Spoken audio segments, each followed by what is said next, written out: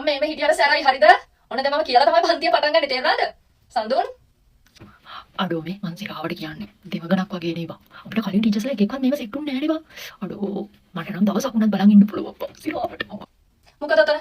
කතාව මොකද? නෑ මිස් මොකුත් නෑ. මම ඔයාලගේ නම් කලින් ඉඳන් දන්නවා මොකද මට මිස් කියලා එව්වේ. තේරුණාද?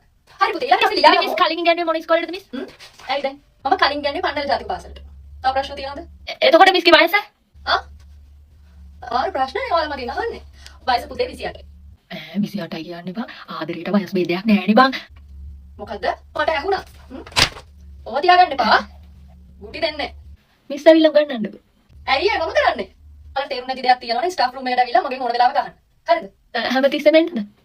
ඕන වෙලාවකට මේ ටීචර් කෙනෙක් නැති වෙලාවක ෆ්‍රී පීරියඩ් එකක එන්න මට ෆ්‍රී වුණොත් මම ඔයාලට කියලා දෙන්නම්. හරිද? හරි එහෙනම් මම යනවා. අයි බෝවන්. බෝවන්. මිස් ෆෝන් එක. කො ආනේ. Thank you.